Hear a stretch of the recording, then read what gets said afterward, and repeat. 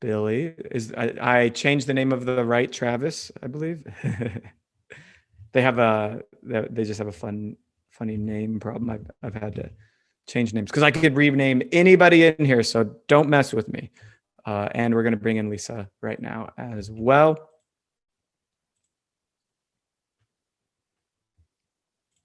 Are you guys there? Looks like Lisa's coming in.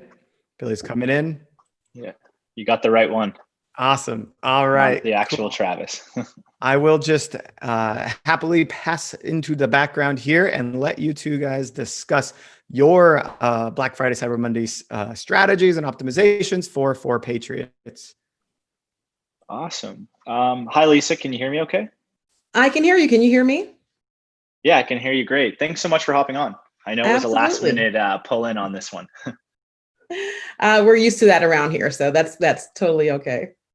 Okay, cool. Well, yeah, I think to kick things off, I don't want to talk too much about me and Gorgeous. So I'd love to start off with just an introduction on yourself, what your role is, and then if you could go over the brand story of 4Patriots, what you guys sell. I mean, you guys have like it's a really cool brand and it's pretty niche, but like I know you guys are crushing it. So I'd love to learn a little bit more about the brand and yourself. Okay, so my name is Lisa Guzman. I have been in customer service for most of my career in various capacities. Joined 4Patriots in 2013 as a customer service phone rep. Since that time, I was promoted to the team lead, which was basically helping out the other reps with questions and things like that. Became the digital supervisor in 2017. The digital team is basically all aspects of customer support that are not phones. So chat, email, social media falls under digital support.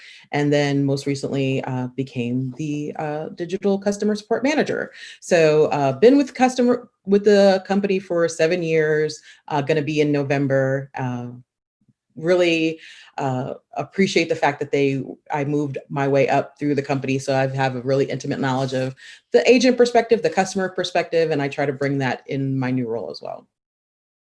That's awesome. And quick question on that. Well, first of all, congrats. I think you got one in the chat on your growth with the company. That's really, really cool to see. Yeah, I mean, how big has the team grown since you started? So I had a team of 7 when I started.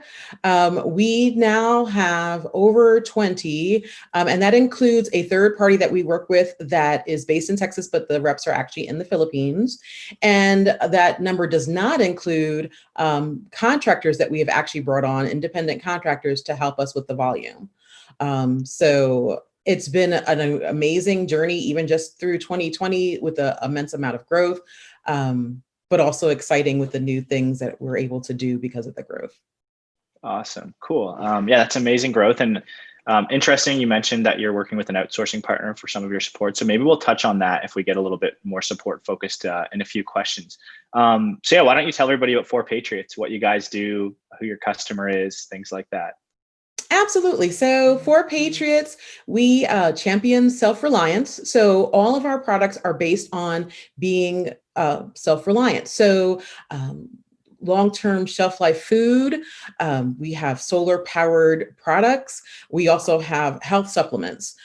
So all that combined together to, make sure that when, there is any issues with being able to obtain food, also water purification products as well. So, the basics we need, you need food, you need water, you need to keep yourself healthy, and you need power. So all of those things can be supplied by us.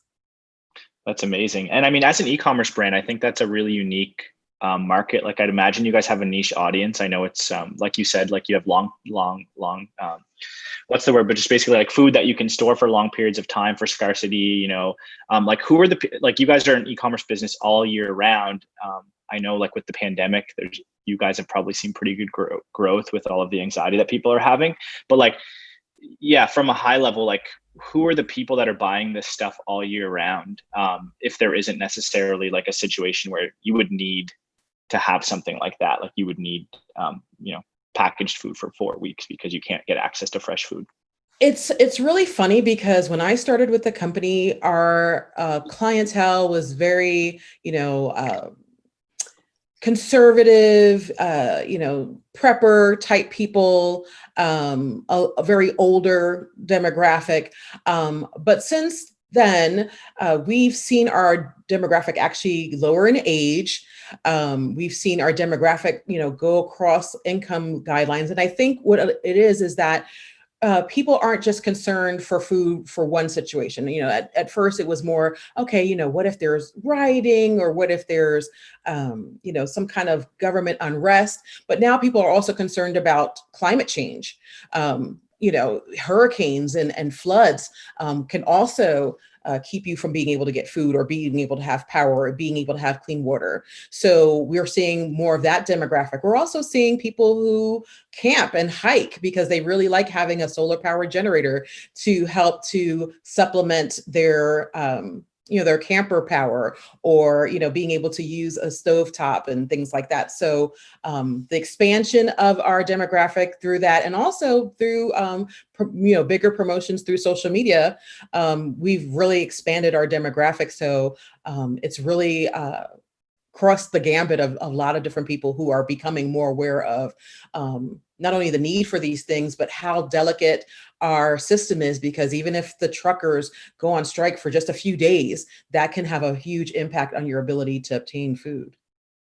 Okay, got it. Yeah, no, that makes a lot of sense. And obviously there's a huge market for those things, I think more than ever now. And so before we kind of get into like the Black Friday, Cyber Monday stuff, like is your business, is it seasonal, or is it dependent on like, climate related events, pandemics, things like that? Or are people purchasing these things all year round?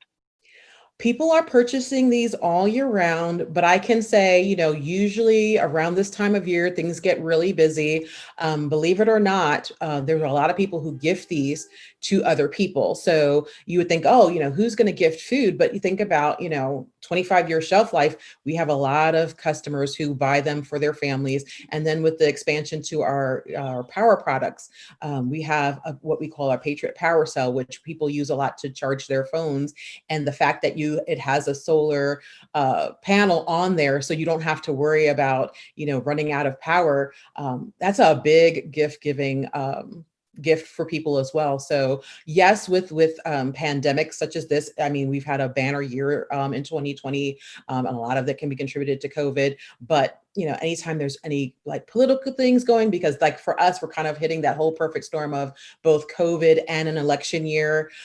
So with all these different factors, including climate change and those things, we've had amazing number of sales. But yes, I would say, before all of this, our biggest time of sales would be normally right around when school would start, and then get up really heavy up until the end of the year. Interesting. So you guys do have huge Q4s then, with a lot of like a big growth, I'm sure, in customer support and order volume. Yeah, that's really, really cool and interesting to hear. So I'd love to get a little more tactical on like what's happening. So what did you guys see what did you guys see in terms of like order volume, customer support volume for Q4 last year? We know that, like you said, that this was a banner year for you guys, and in COVID also, like there was a big surge in e-commerce. So I'm sure you've seen a lot of growth there, but I guess like with everything that's happened, what did you see last year, and what are you expecting this year for growth? Like, are you expecting like a huge Q4? Is your strategy going to be different compared to last year because of there's some differences with this year's Black Friday, Cyber Monday? Like, how is that looking for you? So this time last year, things were really crazy. And that's kind of why we started looking more into automation than we had ever done before. Before, automation was kind of like on the wish list. And then end of Q4 2019, beginning of Q1 2020, it became more pressing. So definitely, doing more automation. I mean, our company started literally with our CEO and his wife at a kitchen table.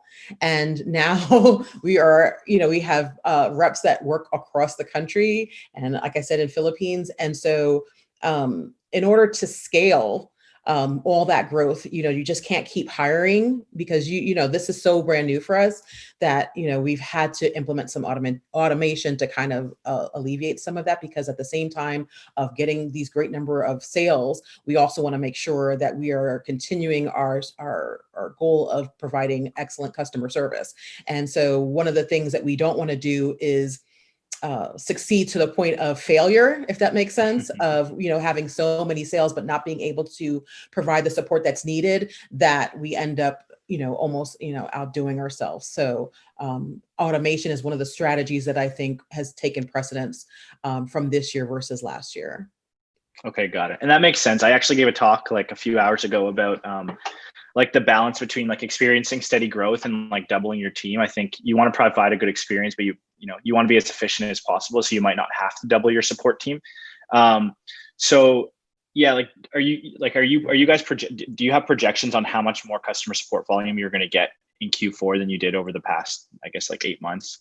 So from the customer service side, I can tell you, because of the fact that we were doing so much more on social media per se, at one point we really weren't doing a whole lot. We originally started as an email list only company. We just promoted to our email list. And from going to that to being e-commerce to being on social media, it was really difficult to even project like how much we were going to need. But at this point now, I can tell you, I know that we're looking at adding at least 4 more reps on our digital side, probably double digits on the phone side.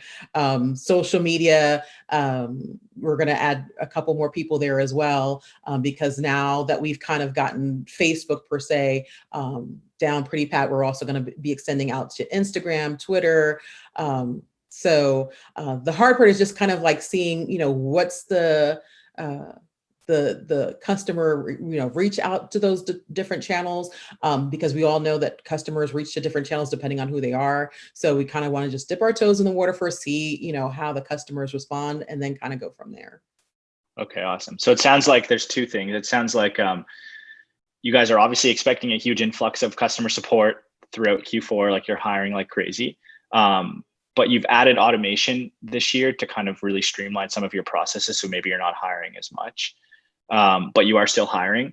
And so when it comes to hiring, what is your experience with, you had mentioned that you're working with an outsourcing partner with some agents in the Philippines, you have some internal team, you have some contractors. Like, I guess, like, how is that experience working with external partners? And when would you recommend a team consider hiring, an outsourced partner, an outsourced agency to manage that versus hiring internal agents?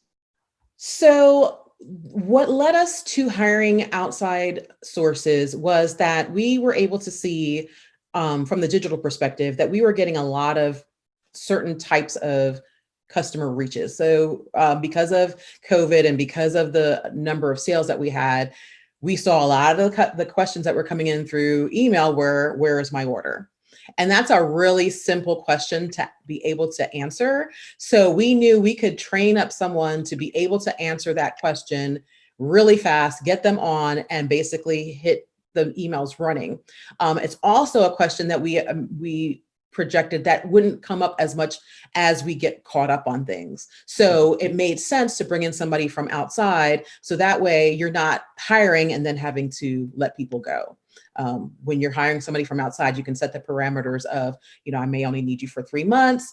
I may only need you while we have this amount of volume, and they know that. And so you're not just hiring again to have to let somebody go. And so it's, one thing I would say is volume, but also understanding, is this something that's super complicated? It's going to take us a long time to get these people up and running.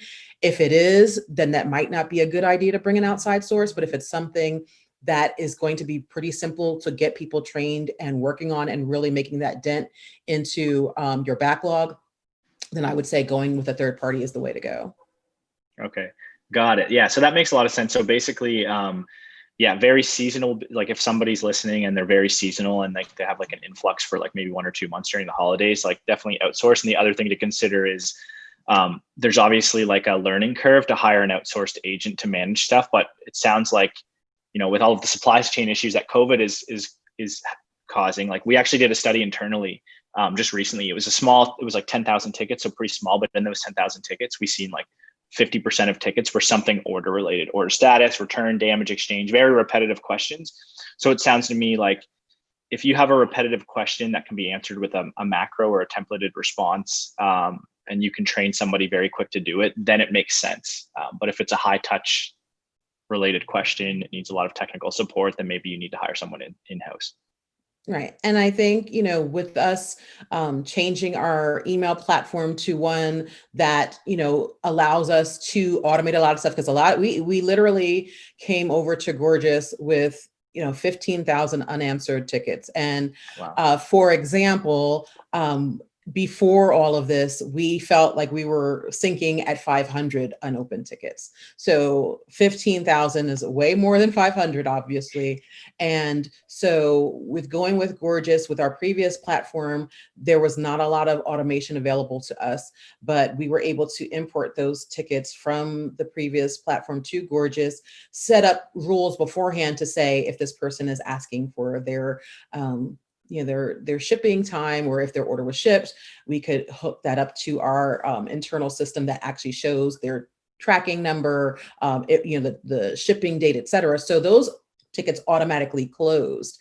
No one ever actually had to touch those. And so that reduced over half of them already. And then there were some where either the item wasn't shipped, or it was used with another platform that wasn't connected to Gorgeous. And so those had to be manually handled. But between coupling the automation and the outsourcing, we were able to get to 3,000 tickets from 15,000 in a very short amount of time. Wow. Well, that's amazing. And definitely glad to hear that, of course.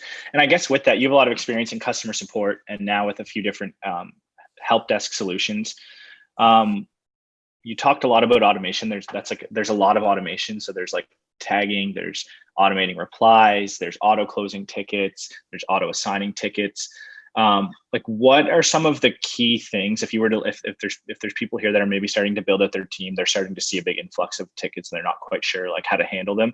What are some of the key features in Gorgeous, or maybe not even just in Gorgeous, that you would recommend people really start using to optimize like their workflows when it comes to customer support? Well, definitely setting up the rules in there. I mean, one of the things that was really great about Gorgeous was that because of the AI that is already in place, a lot of the rules are already pre-populated. So things that make sense about, like I said, is the order shipped? And one thing I really like too is that it's not just about keywords, because one thing we did before was set rules by keywords. But if you've ever done rules with keywords, you know that is not an optimal solution, and you end up having emails going into places that you don't want them to go. With Gorgeous, we also have sentiment, which is really helpful to kind of understanding, if the customer is saying, what is your refund policy versus I want a refund right now. Same word refund, but totally different sentiments. So that's one thing. And one of the things that we actually did with the automation that we had never even thought of before was we were having some struggles with open rate. Our emails were landing in customers' promotion area versus their regular inbox. And if anybody knows, how often do people really look at the promotion emails? And so we wanted to increase the open rate. So what we did was we actually set up a rule based on the subject line of the promotional emails that we were sending, trying to get people to open them. So we were doing like contests and things like that so that we could get them to open. And normally, if they respond to that email, then that means we're bombarded again. So while we're getting a great open rate, then we're also getting behind on our productivity. But we were able to set up a rule that says if the subject line says such and such, go ahead and close the ticket. So we didn't increase our volume, but at the same time, we saw our open rate go up. So that's just one of the things that we learned in this process that was like an extra win that we really didn't even expect. It's amazing. And outside of the customer support side, I'm sure that has a direct response, like a direct correlation with the number of sales that those campaigns are getting if your open rates are higher too. Cool. Yeah, that's really great to hear. And I appreciate you sharing some of those insights on the technical side of how you're optimizing your support team. But yeah, it basically sounds like automate as much as your workflow, like whether that's like tagging tickets for analytics, passing them to the right agents, or in the right views. And when it comes to the AI or the machine learning, the sentiments and intents, it's like keywords are good to refine, I think, like if you have very unique keywords. But yeah, like I agree, being able to capture, like if someone says cancel and there's a typo, they spell it wrong, like capturing those situations so that they're filtering to the right place is going to be important, which is really hard to do with keywords alone. Exactly. And it's funny because when we mentioned automation to our in-house team, they thought that meant that they were going away, that we were going to reduce our workforce. And I get that. But what automation has really done is allowed us to give the reps more time to work on the more complicated items because they don't feel as rushed because the AI is addressing very simple things. So, as of yet, I know eventually we'll probably enter the Terminator time where the AI takes the world over. But as of right now, AI is more of a help to address those what we call tier one situations that can easily be handled by a bot. But we still need those humans to be able to address the more complicated issues, and really having that opportunity to give them more time to do that because of those bots handling everything else has been a really good experience for everybody, I think. Yeah, absolutely. Yeah, you definitely don't. I mean, you can help your team become more efficient. But yeah, like you said, the AI is there just to really help streamline the processes. It's not there to replace. And I think more than ever right now, with like everybody shopping online, the human touch is pretty essential for like most businesses, of course.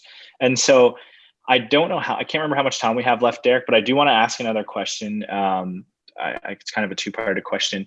So I know you're on the customer support team, or you're managing the customer support team. So like you value customer support, as a priority, but how big of a focus is it for the business? I know like a lot of businesses, they look at their marketing, their ad spends, their creative, kind of the stuff that looks cool on the outside as like the priority. But I've seen there's a lot of stats out there showing that people will leave if they have, like 80% of people will not shop with you again if they have a bad customer support experience. We talk a lot about some of the transactional nature of customer support. So I don't know if you experience this, but I do find like there are people reaching out with pre-purchase related questions, and there's opportunities for your agents to actually convert customers. So how big of a priority does the agency or does the company consider customer support? And then the second part is, are there transactional opportunities for brands that are like, I want to like keep on growing sales, I don't have a huge budget for support. Like, do you track ROI associated to some of the like transactional channels that you're working? Yeah, so I would say of all the companies I've ever worked for, 4Patriots values customer support in a way that I've never seen before. Most companies rather look at customer support as a necessary evil, but we actually work hand in hand with the entire company, including marketing. We have in our Slack channel, we have a channel called Voice of the Customer, where customer service reps can post things that they're hearing from the customers that they feel are relevant for the entire company to know. And everybody monitors that channel, including our CEO. And we've had product ideas come forth and marketing ideas come forth just from that alone. Also, one of the things that we've implemented that's a little bit different, I guess, from customer service, and it's probably because of my marketing background, is I wanted to be able to show data that shows what the customer service reps can do as far as sales and upsells outside of just fixing problems. And so we actually created affiliate links for each of the reps that they are able to use, that when they are in chat or when they're on an email, not only can they resolve the issue, but they can say, hey, did you know about this product? Or, hey, I saw that you bought this, but this would really go well with that. And they can put in those affiliate links into the email or the chat. And we actually track those and, give incentives to high selling reps. So we were able to not only just have customer service support so that we can make sure that our customers are happy, but we've also implemented some sales within that to help our company grow. And we've seen a huge amount of sales revenue coming from the customer service department, which is something you don't see in a lot of places. That's really cool. Yeah. So, of course, I think that you guys really value customer support. I mean, the whole company has a channel that they're looking at these tickets. And the second component here is like, hey, yeah, I preach this a lot, but there's a lot of opportunity to drive more sales, and there is an ROI associated with customer support. It's not just answering where's my order. I had actually never heard of, I've heard of examples of like support teams selling, but I think this is the first time I've heard of the idea of using custom codes for each agent so that you can track how much they're selling and how much they're using it. That's really cool. And then I'm sure the top performers, you can kind of break down their tickets and see, okay, why are these ones using their affiliate links more? Why are they generating more sales, to kind of like continually train your team to not only answer support tickets, but, you know, keep on scaling the business. Yeah, what we actually do is we meet weekly with the customer service team. And one of the things that we do is when we see top sellers, we ask them to actually speak for a few minutes about what their tricks and tips are for making those amount of sales. Yeah, no, that's a really, really, I've never heard it. Maybe other brands are doing it, but that's the first time. And I think that's super smart. And yeah, something to keep in mind for the other brands out there that are very sales focused. There's opportunity to drive sales there. Yeah, Derek, I think we're coming up on time. Am I correct? I don't want to keep on going for too much longer. If you want to start to wrap it up, but you could ask another question if you want. And I completely agree. That strategy that's cutting edge, Lisa, what you're doing. And it's gonna empower you to get buy-in from the bosses, to get more reps and train them differently. It's so cool. I love this idea that you're making your customer service team your sales team. It's awesome. We're actually gonna have a session a little bit related to that as the opening keynote for tomorrow morning. So it's perfect. Yeah, and normal, most of the time companies look at customer support as a loss.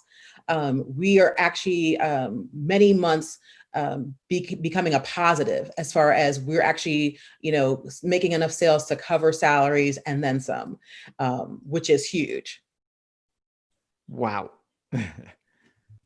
That's incredible. Yeah, that's incredible. I mean, yeah, people, that point you said that we're actually revenue positive. That's a lot of sales generated from support. And it's cool that you're able to track that. I think a lot of companies see support as a loss because they can't track the ROI associated to those channels. But there is, even if you're not tracking it right now, there's always ROI associated to like how good your customer support team is doing. And you guys have just figured out how to like really, really track it. So that's really cool. And so, yeah, I guess one last thing, not really a question, but this is holiday focused. So if there's probably some people out there that are like expecting a 2x increase in support volume and sales, things like that. If you have like one or two key takeaways, like what they should start doing now. I mean, we're almost there, but what they should start doing now to be prepared by the time like the Black Friday, Cyber Monday weekend and like Christmas shopping season kicks in. Well, I would definitely, if they haven't done so already, do the same thing as far as the open rate. That has been huge for us to, send out emails, with little contests, or even asking them a question like, what is your favorite thing about the holidays? People love talking about that kind of stuff, and that's a great way to get your open rates increased. I would also say, look into contracting if you know that your volume is going to go up for a specific time, but then drop immediately. There's a lot of great websites out there where you can find contractors pretty easily and even pretty cheaply, because we're in the the World Wide Web now. You can hire somebody in other places, and especially if you're doing things digitally, you don't have to worry so much about accents. So that way you can continue to make sure that your brand speaks the same, whether it's a contractor or somebody in-house. But like I said, I think contracting is the big one. And, I think that's pretty, I would say, I think I've really enjoyed my experience. We've had individual contractors. We've also had contracting agencies, and, it doesn't work perfectly, but I think, you just kind of use that 80-20 rule of, if 80% of it is going well, then I would consider that a success. Mm-hmm. That's really awesome and good point. Yeah, I know some people are always worried about outsourcing agents, but yeah, I know some like really amazing brands, big brands that have like 100 agents and they have like 80% of them outsourced. So definitely don't be afraid to look into that. And I guess one, if you're allowed to share, who is the outsourcing partner that you guys use out of Texas? And obviously it sounds like you would recommend them to anyone out there. Yes, I would recommend them. They've actually asked me to talk to potential clients who have joined because of my recommendations, and they're called Support Ninja. Like I said, their agents are based in the Philippines. I'm actually looking to go out and meet some of them because they've done so well. It's only because of COVID that I have not gone out there as of yet. But I am planning on going there, and they already promised me that they're going to make me eat something called balut. And if you don't know what that is, it's BALUT. Look it up and be prepared for your stomach to not really look, appealing, but I'm going to do it because they've asked. But what I love about them is that they actually recruit based on your needs. So they don't just plug in an agent. They actually meet with you and ask you what is it that you're looking for in an agent, and then based on that criteria, then they recruit. So it's not a quick solution, but it's a good solution because of the fact that it's so customized, and they really look for what you're looking for. The agents that they've brought on for us have been amazing. Also, their attrition rate is very low, which is something that you have to worry about with contracting is, okay, these people are going to just start and they're going to go away. Their attrition rate, I believe, is like 2%. And since we've been with them since the beginning of the year, we've lost nobody. And if anything, we started with 3 agents and we are now at 13. That's amazing. Yeah, it's funny, the balut that you bring up, but I'm also very familiar with Support Ninja. And yeah, the experience that we've had with them, like as partners, we know that they do a really great job. And yeah, I mean, the agents in the Philippines too, like they're very good, most of them. So like, I definitely wouldn't shy away from considering that if you're like looking to ramp up for the holiday season. Absolutely. And you probably might keeping a few of them because we hired them to deal with tier 1 issues. They've done so well. We've actually moved a few of them up to tier 2 stuff. So don't be surprised if you think it's going to be something short term and end up being something a lot better. Wow, that's incredible. Well, that's it on my end. Lisa, thank you so much for taking the time at early notice to hop on and share your insights on, ramping up your support team for the holidays and how to do that effectively. Yeah, I think that's it on our end. Derek, do you have any last questions for us? That was perfect. And I love the structure that you brought into this, Lisa. It's really interesting to think about your progression from agent to manager and how you innovated in the company as things changed and how the business progressed. So thank you both very much. We're going to move right into our next session, our last session of the evening with INH Hair. I will see you guys later. I'm going to find everyone to promote. I got a whole list here, and I'm going to bump you guys both down to attendees. Thank you again so much. Thanks so much, Derek. Bye.